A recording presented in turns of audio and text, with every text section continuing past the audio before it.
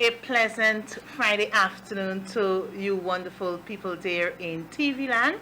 Welcome to yet another edition of Facing the Nation with the leader of the opposition. It is Friday, December 10th, 2021, and I am your host for this afternoon's program, Annette Ferguson. So once again, welcome, welcome, welcome. I would like to encourage you to take the opportunity in calling a friend, texting a friend, and let them know that Facing the Nation is on this afternoon because we have so much to discuss, but sometimes the time, 1 hour is not sufficient at all. But we're yet thankful to CNS Channel 6 for affording us this opportunity where we can come each and every week to educate or to sensitize you as to what is happening in our beloved nation.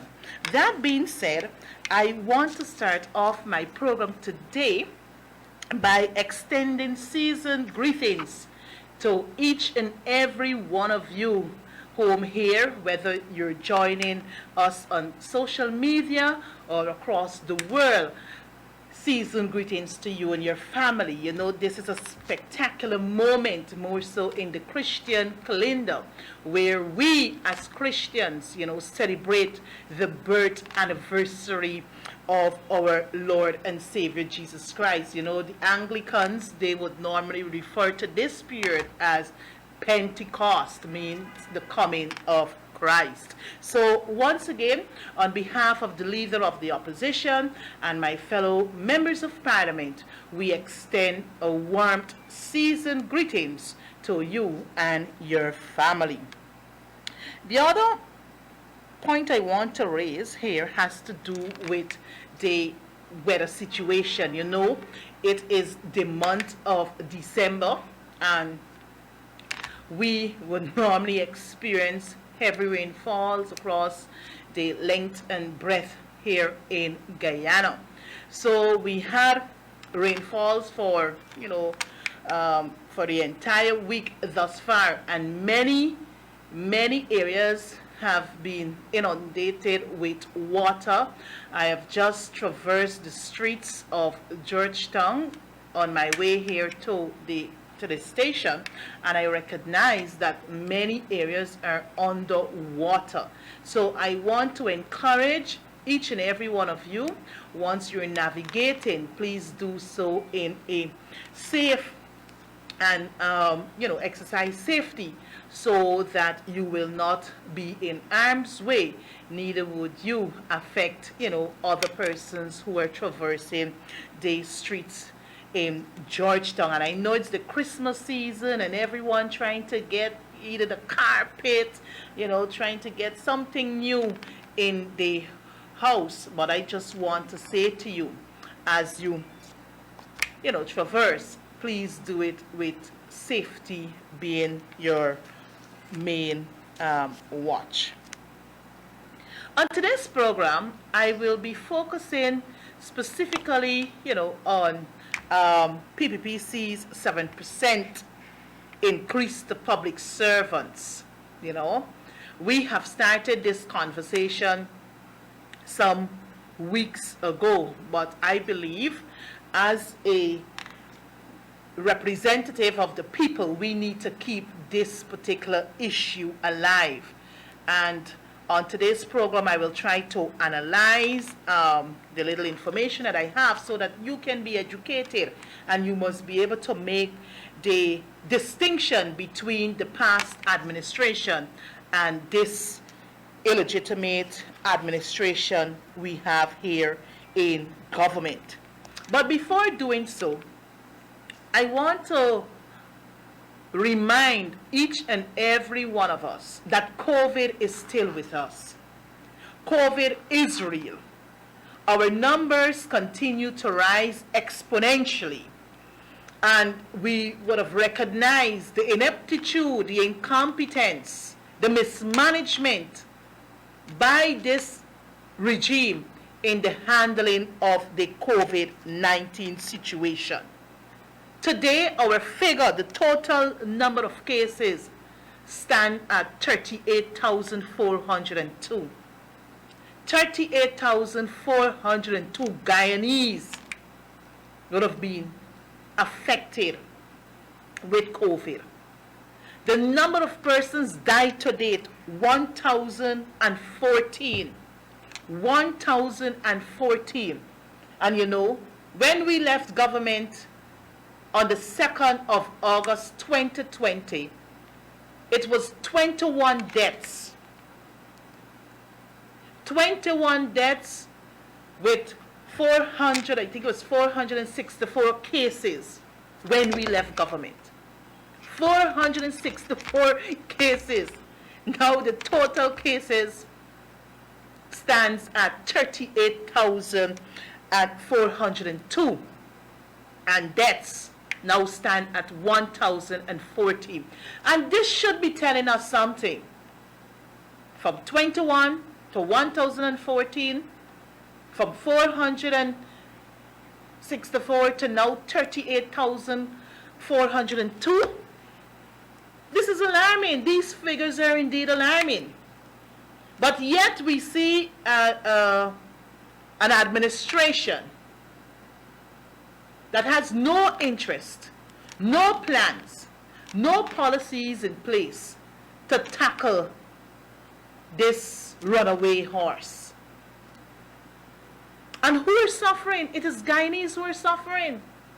The ordinary man who cannot perhaps afford the necessary things to, boost their immune system amongst every other thing.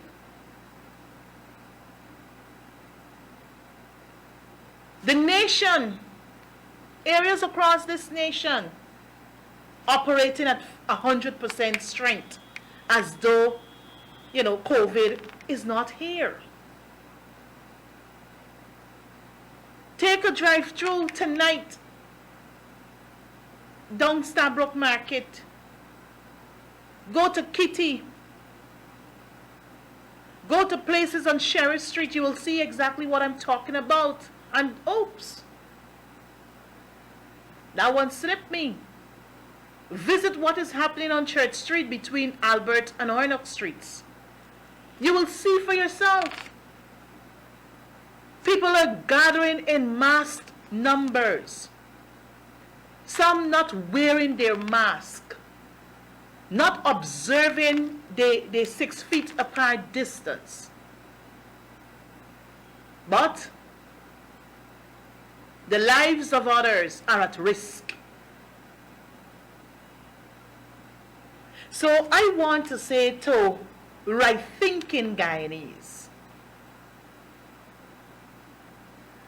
the onus is on all of us to be responsible people. We have to protect the lives of our loved ones and also our friends and those whom we come into contact with. We have to encourage to send, the messages to our people. Because that's the only way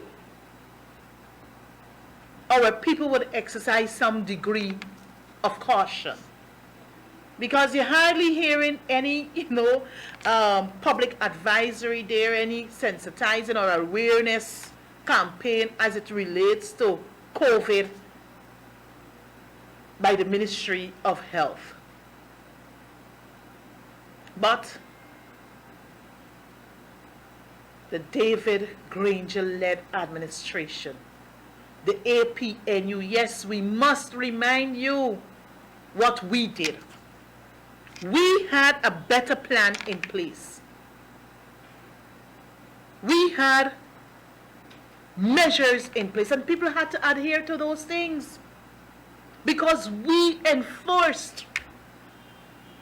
You cannot set measures or you cannot set guidelines and you're not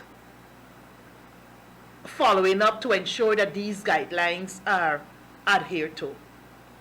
No, the David Granger-led administration. That is why we could have contained the debt figures to 21. From March 2nd, 2020 to August 2nd, 2020, 5 months. I think our first case was on the 11th of March. From the 11th of March to August 2nd, 2020, 21 deaths, 464 cases. Now, I don't know where we're going, but may God help us all. May God help us all in this nation. So, the sitting of the National Assembly. The last time when I was here, I shared with you the amount of sittings we had from January to August of 2020. From January to August 2021, sorry. 16 sittings, of which 12 bills were passed and 12 motions were passed. That's from January to August 2021. We went into recess on the 10th of August 2021 to October 10th, 2021. So let's do some calculations. November, 30 days. So if we were to take out 10 days from 31, it would give us some 21 days. This is in October. All right, 21 days. Then we're now in the month of December. And we're 10 days into the month of December. My Guyanese brothers and sisters, since the recess, it is now 61 days as of today, 61 days. And the Parliament, or the National Assembly to be correct, we have not met. And this was an administration who campaigned that they would have a robust parliamentary agenda. A robust parliamentary agenda. But yet, we had between March to May, early June, we were 90 days out. 90 days out. So if you were to add 90 plus 61, will give you 151 days. 151 days out of 365 days. I mean, the year hasn't ended as yet. But 151 days between March 2021 to June, we had some 90 days out. And then now, after the recess, you got 61. So when you add the 90 plus the 61 that the National Assembly did not meet, it will give us this figure, 151 days. But on Monday, you know, the year is coming to an end. So on Monday, the National Assembly meets. And it is expected to be Members' Day, Private Members' Day.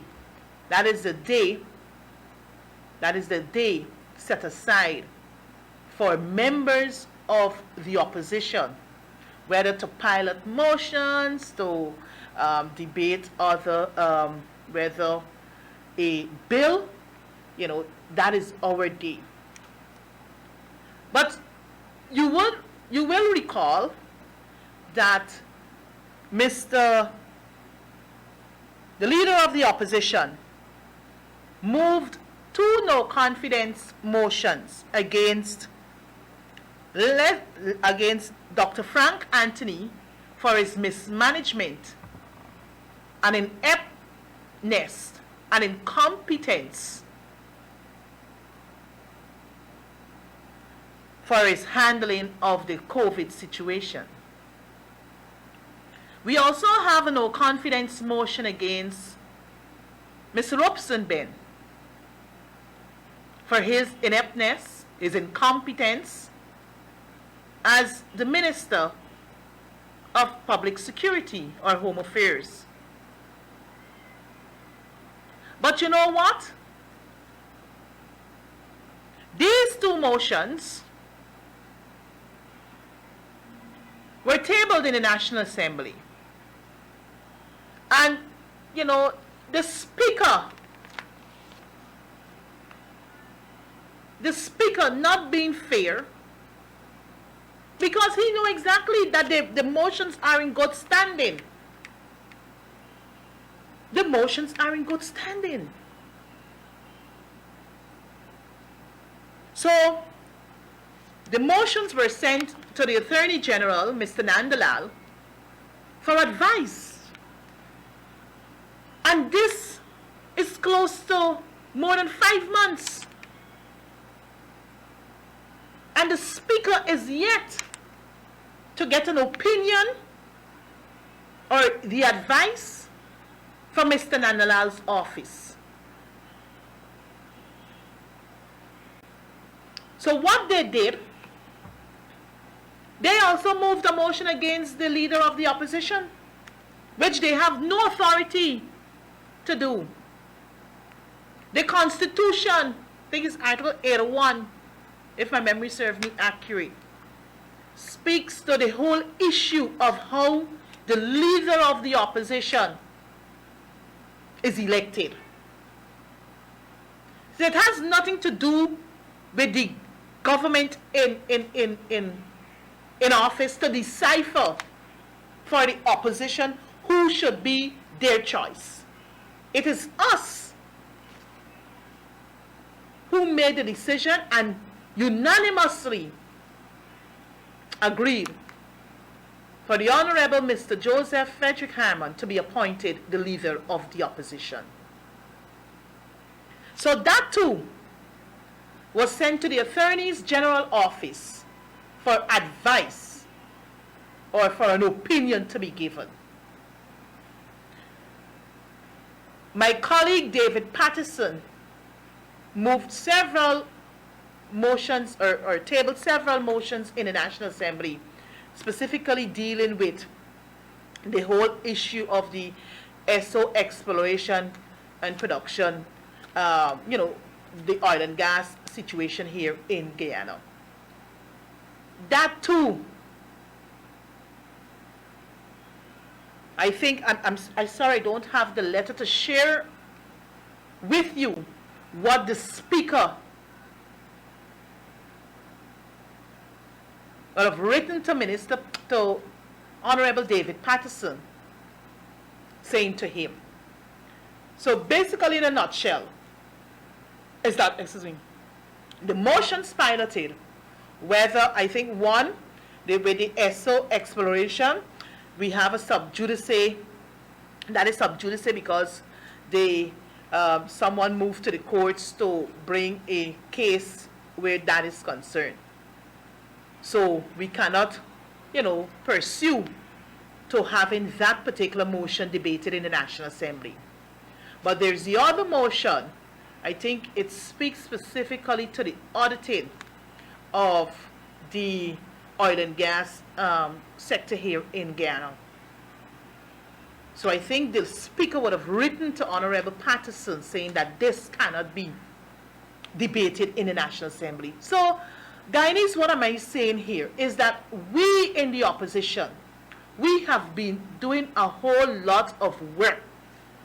But our work in the National Assembly is being stymied.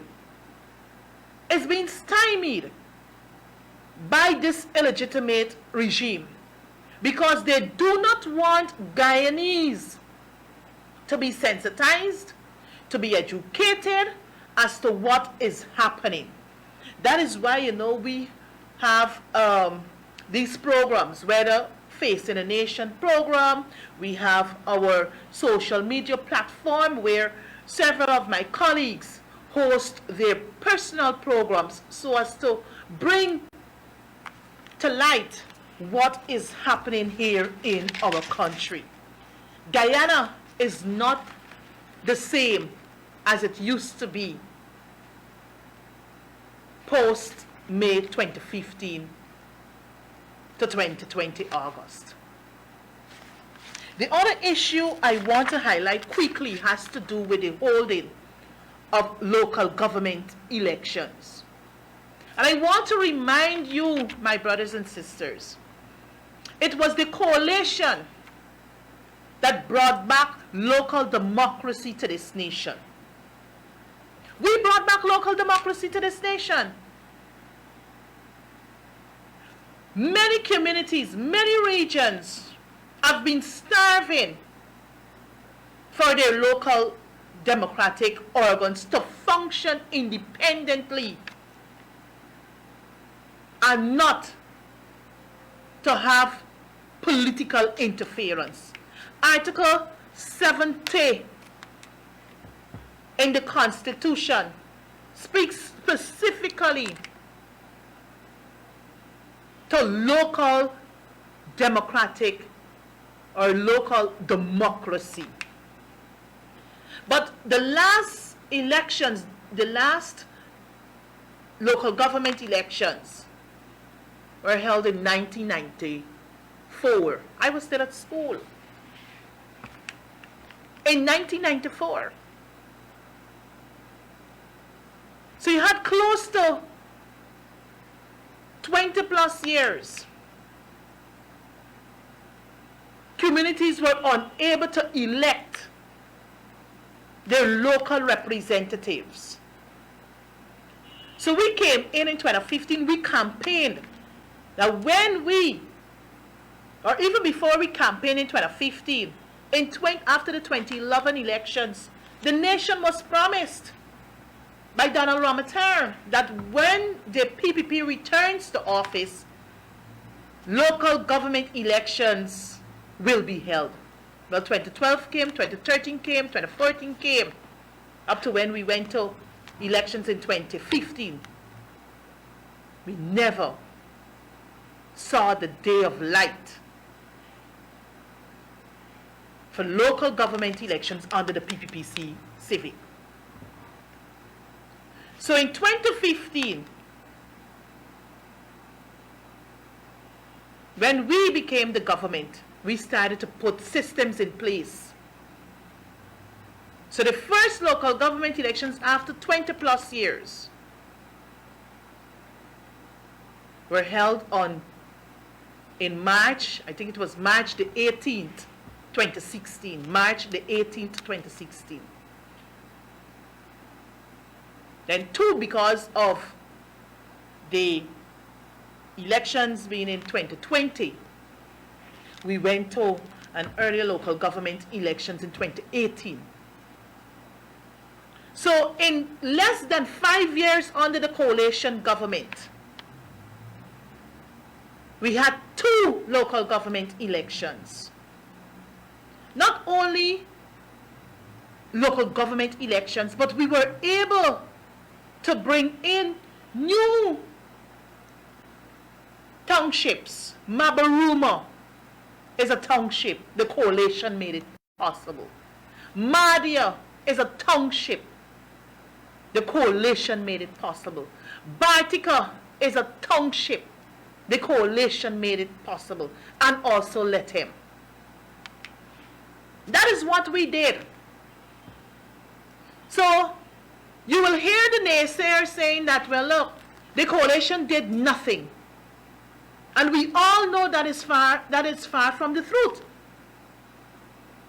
We have our legacies. We have our achievements to show that in less than 5 years, we did remarkably well to deliver the good life to Guyanese. And this is something we ought not to forget. So now, local government elections are constitutionally due this year. And to be precise, sometime this month. And you now having the so-called minister, the bully Dharamlal, the arrogance that he portrays, to say because of GCOM not having, the various officers in place, local government elections cannot be held. But this is what, from the time they got into government, they started to interfere with local democratic organs. Canals in the Pomeroon River. We had, I think, a situation in region number 6. They're trying right here in our backyard here in Georgetown. The municipality imposed a town clerk who is incompetent, who is not experienced, but who can do their bidding. This is what they have started to do. So they have no interest whatsoever in holding local government elections. It is their way or no way. This is how the PPP wants to control Guyanese. But I'm saying to you Guyanese, it is time you wake up. It is time you see what is happening to our nation. It is time for you to realize that the People's Progressive Party Civic cares absolutely nothing about you. It's a bunch of people who wants to control you. They want to control your community. They want to control your region. They want to control what you must read, what you must not read, what you must look at, what you should not look at. Total dictatorship. That is what we have in this nation.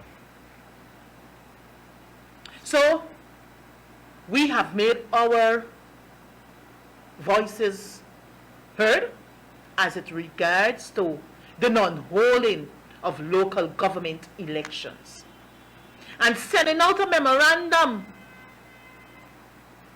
without a letterhead, just a plain sheet of paper with some typewritten words on it, memorandum at the top. And if I can share with you quickly, if I'm to put it up quickly, this is what the minister had to say. Just bear with me a moment. Oh my God.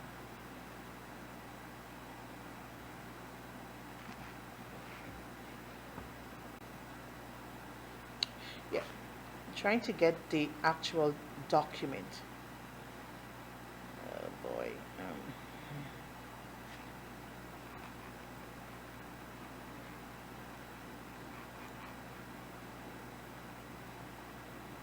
Yes. This is it here. Honorable, from Honorable, no letterhead. No letterhead. Memorandum. From Honorable Nigel Dharamlal, MP, Minister of Local Government and Regional Development. To every councillor, including all mayors, deputy mayors, chairpersons and deputy chairpersons, dated 3rd of December 2021. Subject: postponement of local government elections. You are hereby informed that due to the Guyana Elections Commission's GCOM lack of readiness. Who determines GCOM's lack of readiness? The minister? That's not his remit. That's not his responsibility. It is for GCOM to say to the minister or to the government whether they're ready or not. It is impracticable to hold local government elections within the time frame stipulated by the provisions of the Local Authorities Elections Act, Chapter 2803. As a result, local government elections will be postponed to a date to be specified and of which you will be duly informed. Now let me tell you something. I think Dharamlal and his colleagues, they got this whole thing wrong. They should have come to the National Assembly, move for amendment of the local government laws. Let us debate it before you can arrive at such a decision. Moving on. In the meanwhile, every person who is a councillor, including the mayor, deputy mayor, chairman, or deputy chairman of every local democratic organ, as the case may be, shall continue in and discharge the functions of your office until your successors assume office or unless otherwise advised. You are further informed that all acts done or purported, you see, this is the ignorance now, all acts done or purported to be done by such local democratic organ and the members, including the mayor, the deputy mayor, the chairman and the deputy chairman thereof, who continue in office, is consequence of the provisions of this memorandum, shall be deemed to be lawfully and validly done. Okay. And every such local democratic organ and members thereof, including the mayor, the deputy mayor, the chairman, and the deputy chairman, shall be discharged and indemnified against all persons from all legal proceedings in respect of a consequent on such acts. Signed, Nigel Dharamlal, MP, Minister of Government, of Local Government and Regional Development.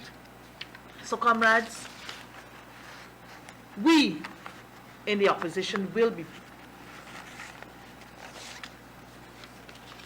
having a close eye on this, and we will continue to call on this regime to do what is constitutionally right. And we are on record that we will not go to any elections, whether local, general, or regional, with that tainted list. We will not, and we will continue to sound our voices. So let's wait and see when the GCOM is fully constituted administratively, how this will unfold. But I want to turn our attention quickly to the time I have remaining for the program on the topic at hand for today. PPPC 7% increase to public servants. Well, several weeks ago, there was an announcement by the minister within, or the senior minister within the ministry with responsibility. He has a long title, Ashni Singh. Dr. Ashni Singh made the announcement about 7% increase for public servants. And, everybody, including the leader of the opposition, the union workers, union reps, they too took a swipe at the government, because we felt that 7% increase is inadequate. You came to government in 2020 during your campaign saying that, oh, it was all across this nation. All across this nation, Rob Street, Regent Street, Brick Dam, Avenue of the Republic, Vicingen Road, the highways of this nation, We, right-thinking Guyanese, we know what we saw. Posters, 50% increase for public servants. Now, you did not give them anything in 2020. But in 2021, you're saying to public servants, 7% increase. But let me remind you, when the coalition, when we took government in May of 2015, the minimum wage was $39,570. $39,570. And in 2015, we moved that. In 2015, we moved that from $39,000 plus to $50,000. What else we did? We promised Guyanese the imposed 16% VAT of 2007. Remember, Guyanese were promised in 2011 that this would have been revised once the PPP returned to government. Well, between 2012, after the 2011 elections, they never did. It took the coalition, when we came into government, we reduced the 16% from 16% to 14%. Between 2015 and 2019, we moved the threshold from 600,000 to 780,000. That is what the coalition did. Income tax. Many people, many public servants are not paying 30% or 33 and a third on their salaries. 28%. That is what we did. We reduced the corporate tax from 30% to 25%. That is what we did. It didn't take us 23 years. It took us less than 5 years to bring the improvement, to give you that good life that David Granger promised since 2011 when he started to run for president of the Cooperative Republic of Guyana. So in 2011, the good life for all Guyanese. In 2015, it was time for Guyanese to have that good life. And in all our budgets, from 2015 to 2019 budget, you check the records. Whether it's a green economy, whether it is, something to do with infrastructure, it always had included in that, the budget team, the good life. Whether it began with that or it ended with that, the focus was always in delivering the good life to Guyanese. But I want to take a quick look or a quick analysis of what Afan Ali did, that Friday morning. I think it was Friday, November the 27th, if my memory serves me accurate. And this is what he had to say when we thought that, he would come and try to, at least change the 7% to a bigger number. Because we, in the National Assembly since last year, we were calling for 10%. Public servants must get 10% increase. But no. But this is what he had to say. I must admit that I was looking forward to him. Well, this is what I am now saying. That I was looking forward to him saying that Guyana, his regime, has reviewed the many public pronouncements on the 7% increase salary to public servants, and has a, and this would have been, as we would have proposed, this 10%.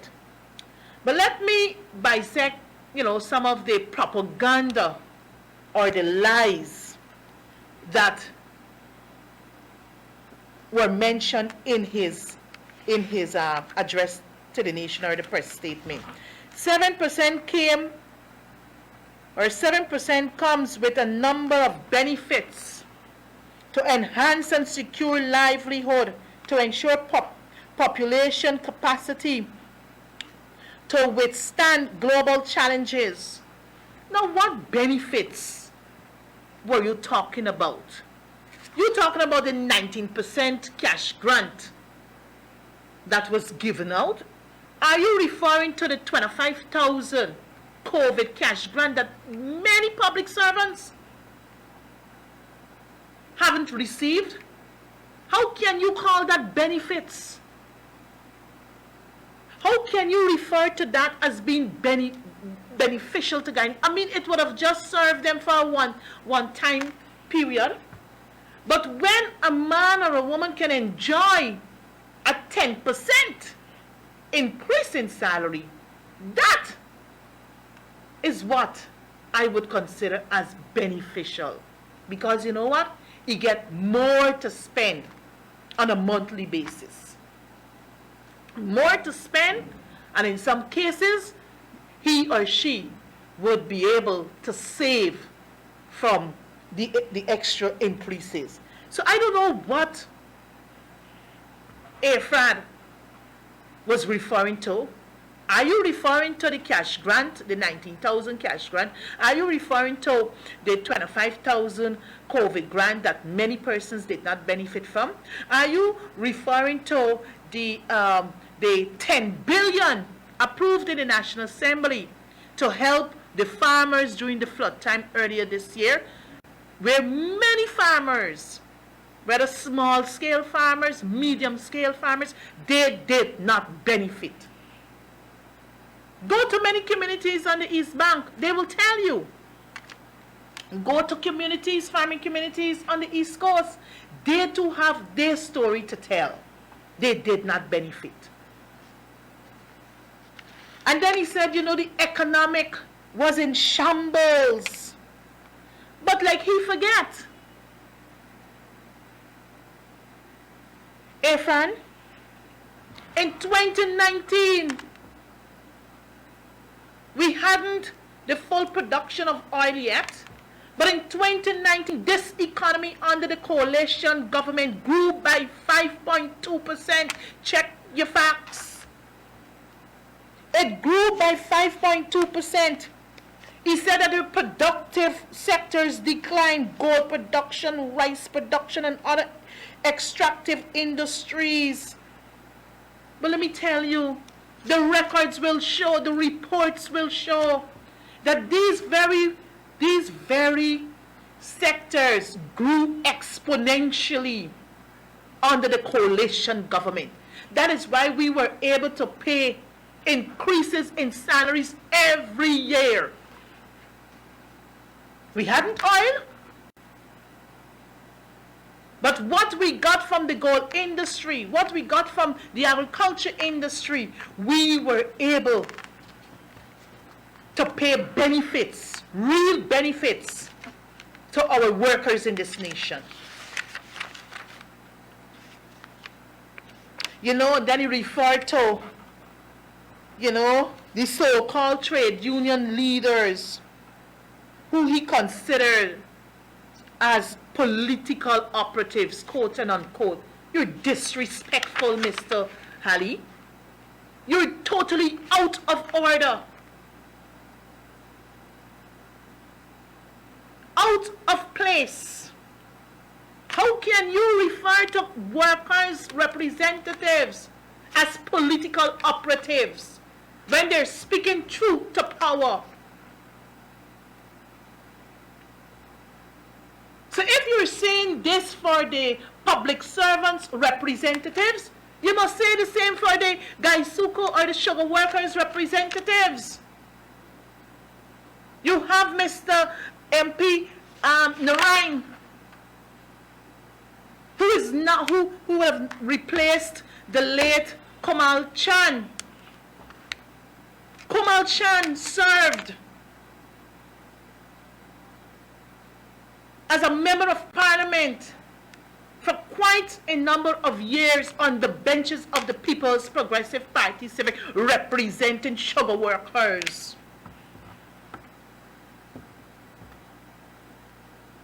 So when the public servants representatives, the teachers representatives call you out for your infractions, for your discriminatory practices, for your victimization, for your impartiality,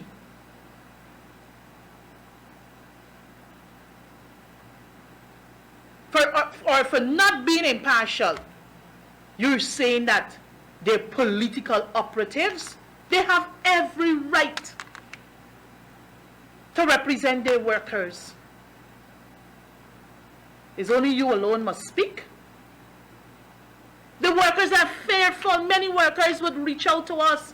So, we can't talk. We like how we are doing, but, we can't talk. People are fearful for their jobs because of the bullyism tactic by the incompetent, a careless regime.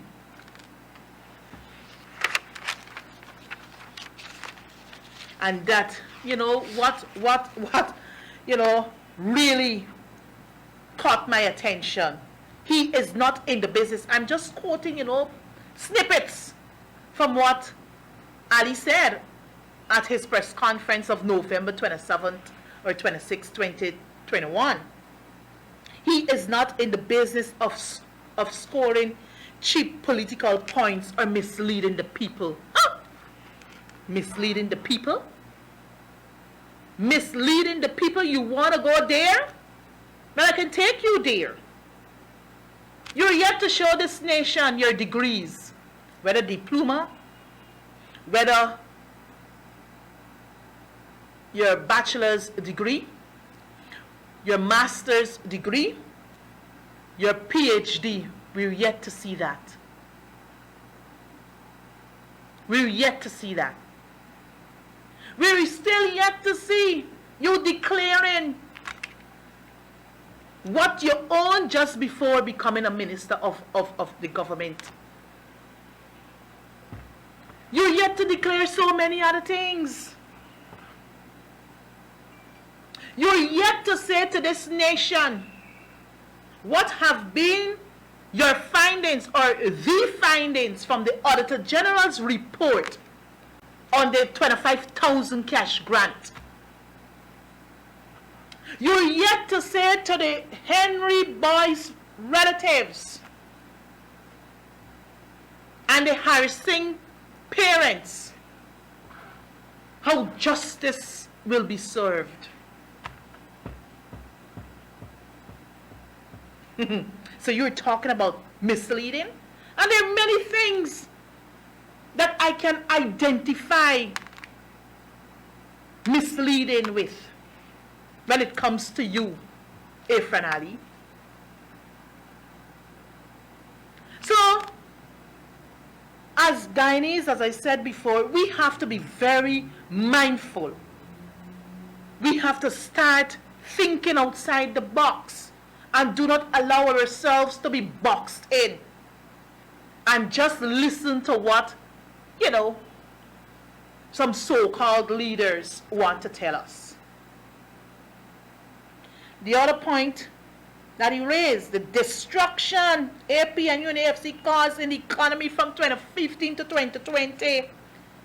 APNU's failures, broken promises were made to public servants. Ouch! Well, I can tell you, we inherited a narco-state economy post-May 2015. And what we did, we corrected that. Under our tenure, the coalition tenure, tell me, how many times you heard of cocaine being transshipped from this country and found somewhere else? How many times? We brought decency to this nation. In International organizations respected us. So we destroyed the economy. I shared with you earlier. In some cases, we had 4-point-something growth in our economy. Then in 2019, 5.2% growth. Last year when they took over from us, I think it was a 5-point-something growth too. So we're telling us, man, we destroyed the economy. People were better served in this nation under the coalition government. We decentralized services. The passport services we decentralized. Region 10, Region 2, Region 6. That is what we did. We've seen the growth in our economy by our extractive industries. So how can you say that this economy was destroyed when you, on the 2nd of August, when you came to power, the economy was sailing? That is what you inherited from us. So when you came into power, we had cocaine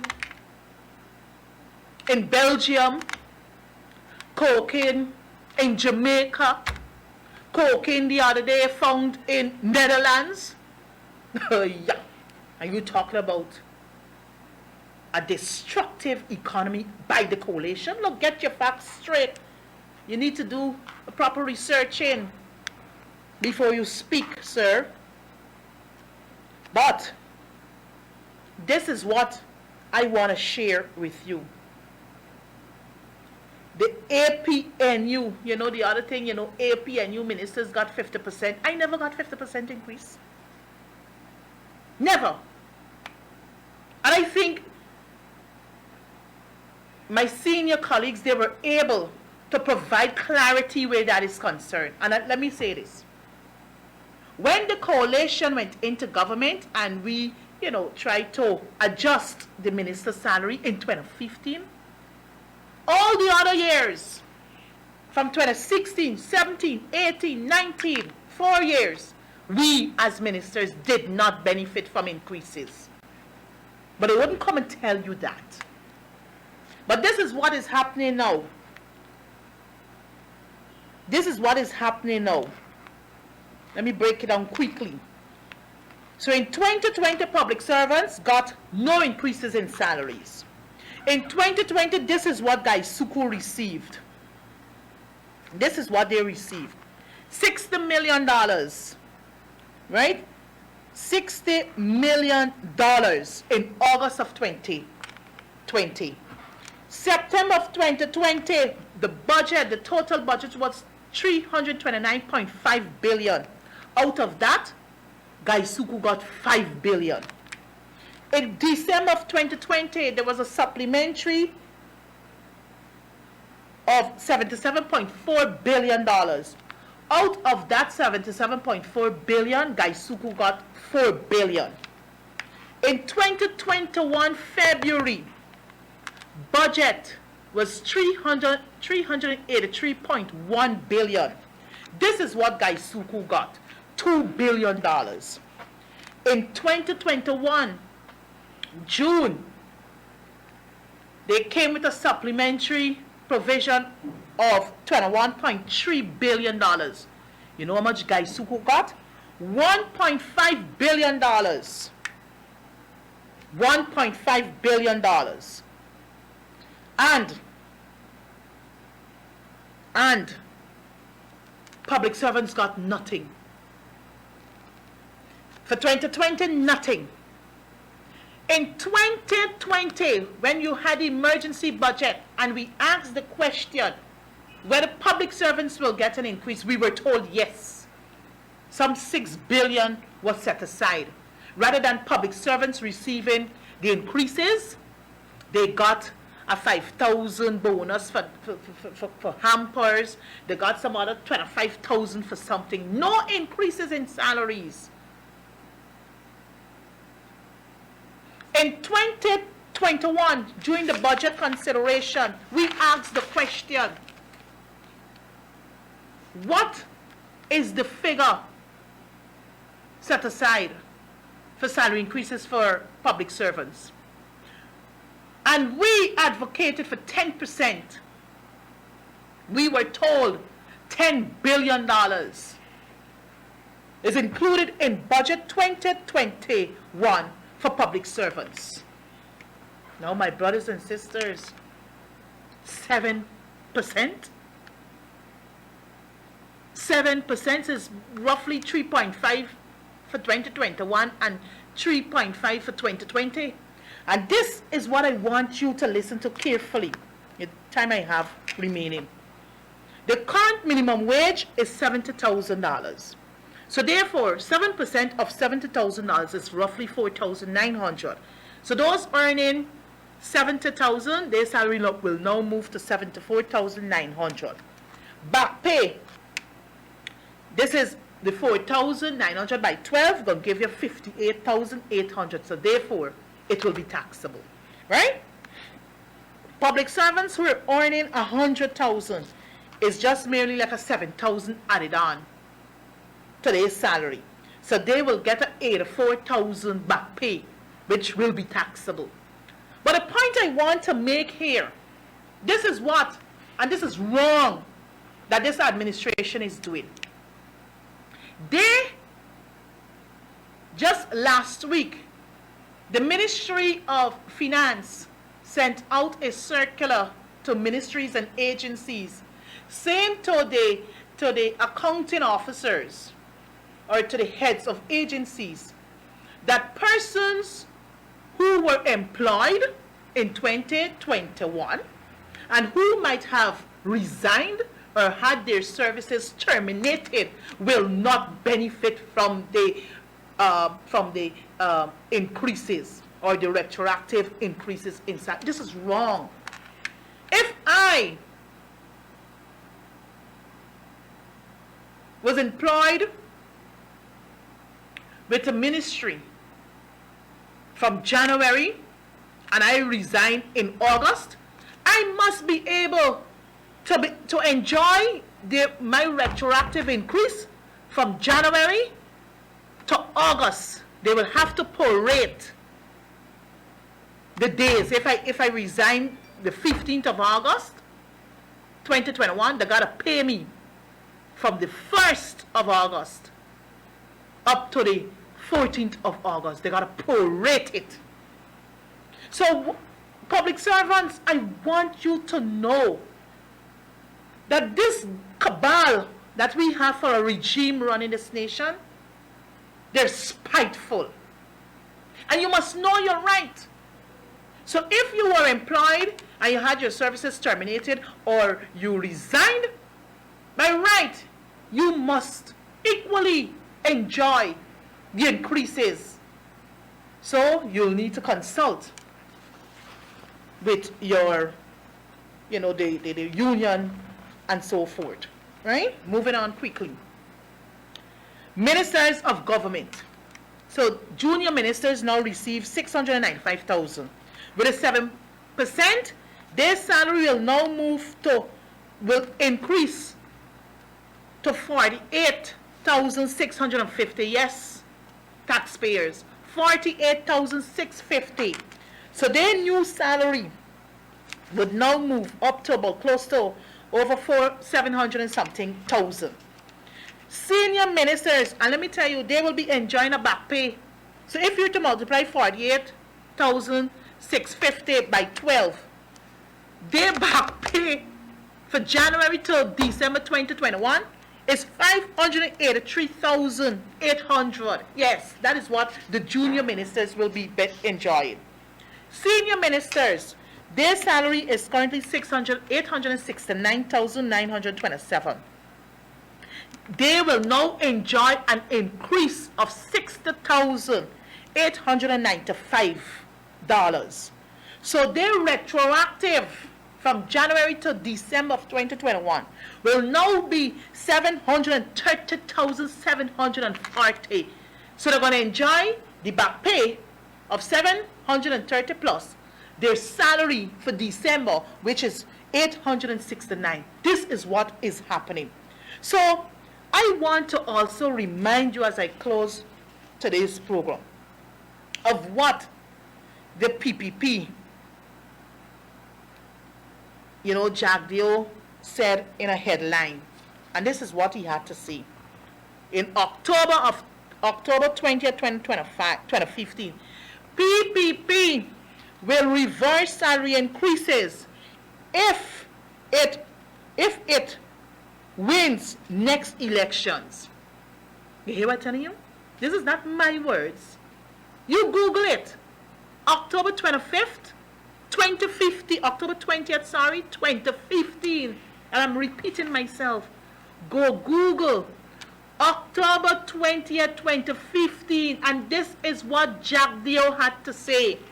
And I quote, PPP will reverse salary increases if it wins next elections.